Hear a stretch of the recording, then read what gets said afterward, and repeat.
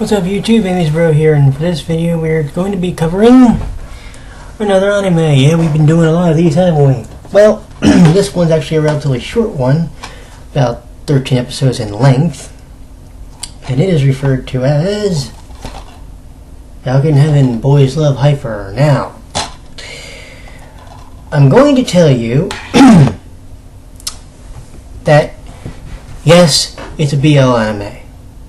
But I'm also going to tell you that there are virtually no series under any genre that I will not cover. So, it is entirely possible that I will cover a series like this and not give a shit. I mean, fuck, I did what was a Kuroko's Basketball, and people have sworn up and down things about those characters, but anyway. Now, this is the anime version, and that's why it's called Boys Love Hyper. The actual game is called Boys Love Scramble. So it is a Shonen-Ai or a yaoi hentai. There are about 3 different versions of the game. One PC, which is the 18 up version, and 2 which are for the PlayStation 2. They are 15 and up. I think there's also a PSP version now that I think about it. Anywho, idea behind the anime series is this. Keita Ito was invited to come to the prestigious BL Academy, which stands for Bell Liberty. And yes, if you flip that, you have Liberty Bell, which is a very prominent landmark in Philadelphia, Pennsylvania. Anyway, so he was invited to come by the chairman, who you don't know yet. And they do a very good job of keeping you away from knowing pretty much for the entirety of the series. Well, they do a good job of keeping Keita away. You pretty much find out pretty early. But the idea is everybody that was invited to the school has a very extraordinary ability or talent. They're either a very good artist, a very good musician, archer, tennis player, etc., etc., etc. The other thing is that some of the characters in the series are... God, how should I put this? They can be effeminate at times, sometimes overly effeminate. One character, who's actually one of my favorites, believe it or not, named Yukihiko Narus, likes to refer to the people who he gets attached to as honey. It doesn't matter if they're male or female. Although considering that everybody in that school, for the most part, is male, yeah. We already know which side he swings on, right? Not that matters because he's actually, like I said, he's legitimately one of my favorite characters in the entire series. Of course, there's also the Queen of Bell Liberty. And it's a dude. His name is Seiyun Jikaru. He is the treasurer of the school. And you find out a lot about his backstory and his best friend, Omi Seicho. I believe I pronounced that right. Later on in the show.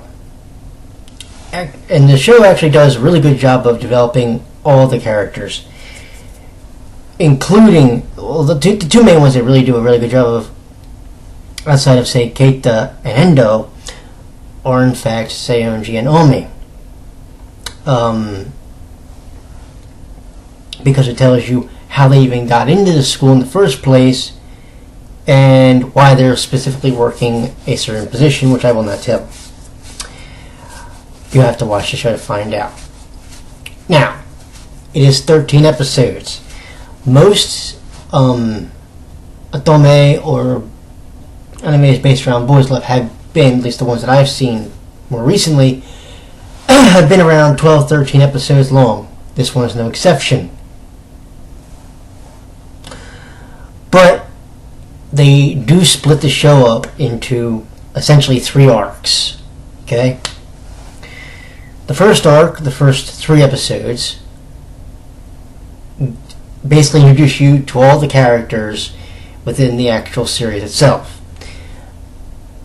The second arc deals with the MVP battle. What is that? You'll have to watch to find out, because I'm not going to tell you. The third and final arc involves a bit of suspense and mystery in the school, as somebody has apparently, throughout the entirety of the series, been trying to hack into the records of the school to find out things about people, not the least of which is Keita. Oh, by the way, Keita's unique skill or quality that got him brought into the school, he's a very lucky individual. Excuse me. Sorry folks, fighting off a little bit of a cold. That's why I sound like this, actually. But Keita was brought in per the recommendation of the chairman. The board didn't want him. He pretty much overruled them to get him to come in. And that pretty much tells you where the power struggle in the second third of the show comes in. Okay? For anybody who's wondering, the unique skills. Naru's tennis player. Then you have Nakajima, who's actually a bit of a martial artist, but he's also the vice president of the student council. President is Tetsuya Niwa. He is referred to as the king. The queen is Seiyunji Kataru. He is the treasurer. One thing about Hyde and the next person, Omi, they also like to hack. And they're actually very good at it. Sometimes too good. I don't know what Koji's... Oh, no, wait. Yeah, I do. I'm sorry. Koji is the archery club captain. Koji Shinomiya, who, by the way, has a very interesting connection to Sailor Moon.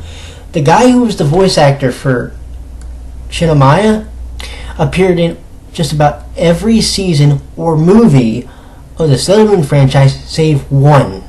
He did not appear in the Stars season. So there's a bit of Sailor Moon trivia for everybody. By the way, I'm going to say this right now while I'm thinking of it. Sometimes people put up things from screencasts from the Sailor Moon series and makes me almost start to hate that series. Like, legitimately hate it, which is, like, disgusting for me. But anyway, so he's the residency supervisor. He's also the archery club captain. Takuto Iwa, he is a member of the art club. Not sure if he's the advisor or what, but he's a member of the art club. Shinzuki Taki, he is a bicyclist who's the delivery boy for the school. You know how you can tell when you find him? He always wears just this school jacket, but he always wears a hoodie underneath it. Always. Without fail.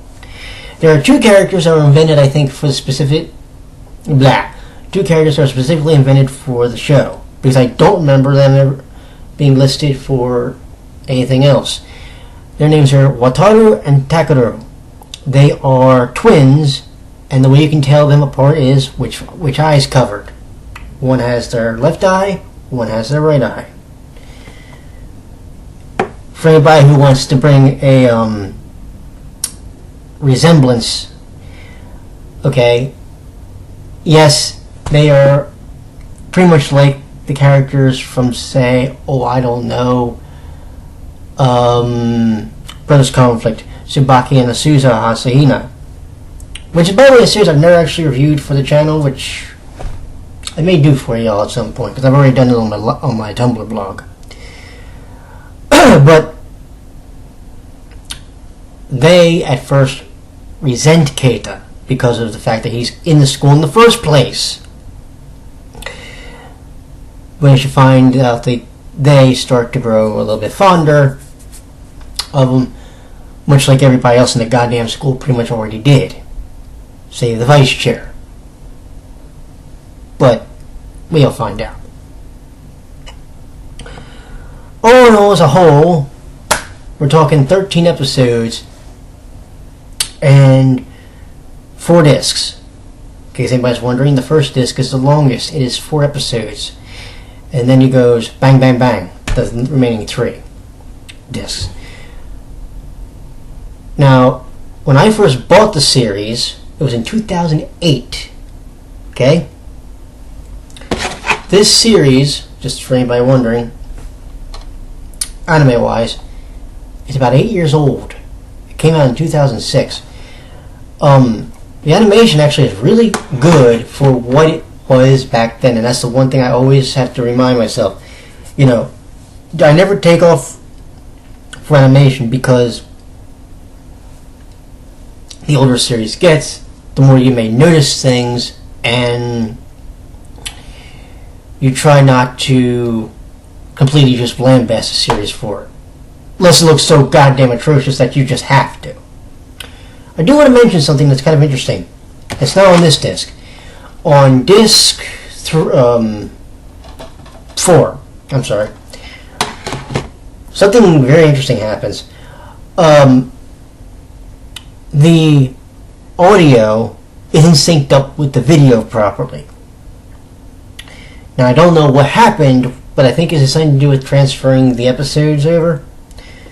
Well, what happens is at the end of the theme song for episode 11, they play it twice to get the audio resynced with the video.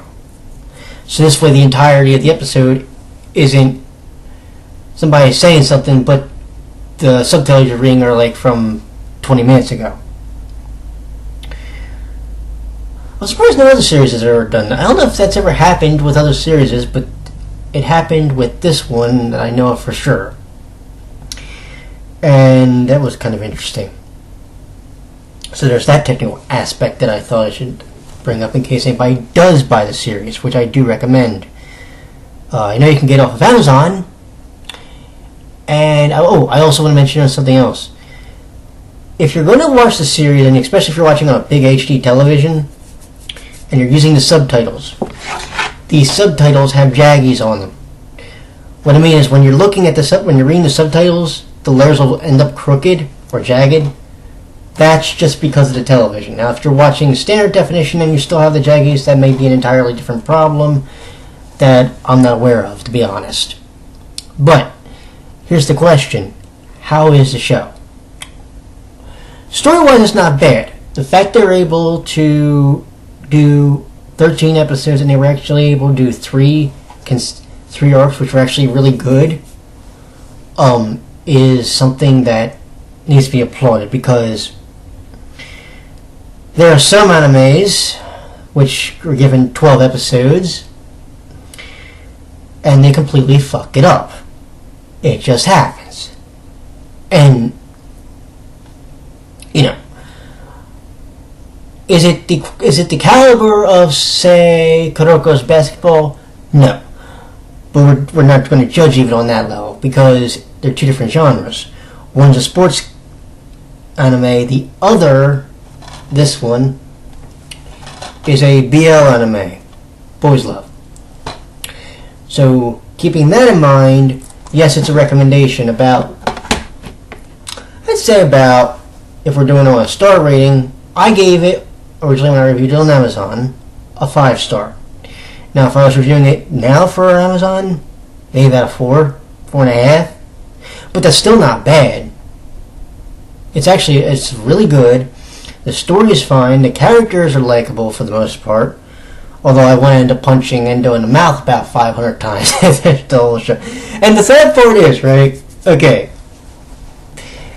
He's the guy who brings him in this school, but he's like the biggest dick on the planet. He's a bigger dick than the twins.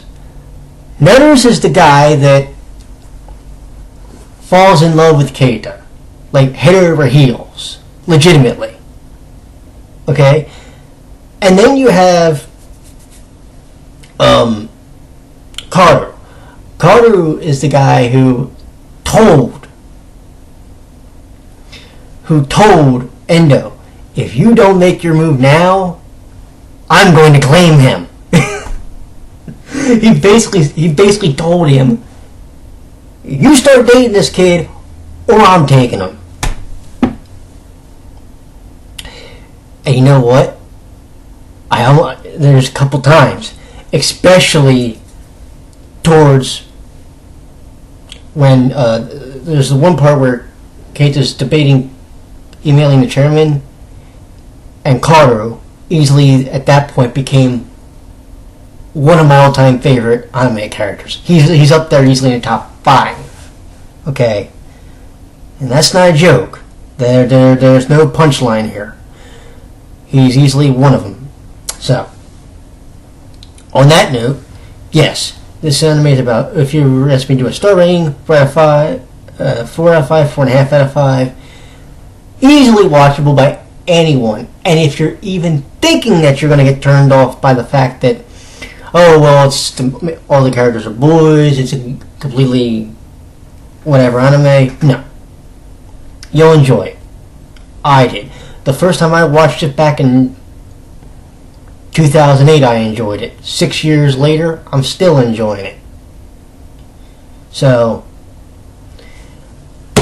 do yourself a favor and pick this up, because it's definitely something to watch. At least once. I've now watched it 3 times. This is my first time actually reviewing it for you guys.